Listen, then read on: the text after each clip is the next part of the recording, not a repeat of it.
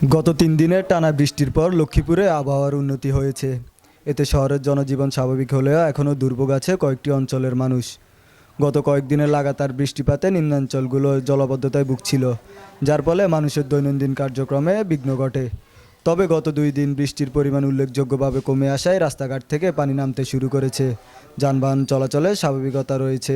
আমাদের কর্মরত যে কাজটা মানে পার্টে যে একটা কাজ, ওই কাজটা আপাতত বন্ধ ছিল ২ দিন। আমরা কাজে আসতে পারি নাই, ডেলিভারি আমাদের অনেক ক্ষতি হয়েছে। আমাদের কোম্পানির প্রতি আমাদের নিজের ক্ষতি। এই আর কি, সব মিলে আজকে আবার স্বাভাবিক হয়েছে, ইনশাল্লাহ আবার সব আগে স্বাভাবিকে আসবে। টানা কয়েকদিনের বন্যা ও বৃষ্টিপাতের কারণে বেশিরভাগ রাস্তাঘাটের বেহাল অবস্থা। এতে দেখা দিয়েছে দুর্ভোগ। পর্যাপ্ত পরিমাণ পানি নিষ্কাশনের ব্যবস্থা না থাকায় জলাবদ্ধতা দীর্ঘস্থায়ী হচ্ছে। স্থানীয় প্রশাসনও জলাবদ্ধতার মোকাবেলার জন্য প্রয়োজনীয় পদক্ষেপ নিচ্ছে বলে জানা গেছে। জলাবদ্ধতার কারণে ক্ষতিগ্রস্ত এলাকাগুলোতে পরিষ্কার পরিচ্ছন্নতা কার্যক্রম চালু রয়েছে।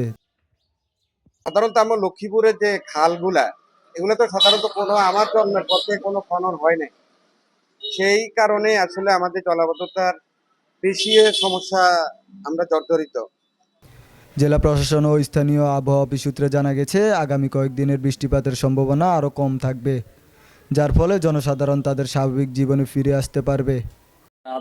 গত 2 দিন আগে যে পরিমাণ বৃষ্টি হয়েছে, মানে আমাদের ব্যবসা বাণিজ্য একদম শেষ, ঠিক আছে নি, কোনো কাস্টমার ছিল না দোকানে, একদম বেচা বিক্রি অবস্থা খুবই খারাপ ছিল। যাক, এখন 2 দিন থেকে মোটামুটি এখন একটু আস্তে আস্তে সচল হইতেছে, মানুষ একটু বাইরে হইতেছে, রাস্তাঘাটে আসতেছে, দোকানপাটে কিছু কিছু বিক্রি হইতেছে। ব্যবসা প্রতিষ্ঠান, স্কুল, কলেজ ও অফিসগুলোতে মানুষজনের উপস্থিতি বেড়েছে, যাতে পানির দূষণ ও রোগব্যাধি ছড়াতে না পারে। News desk, Lakshmipur Times.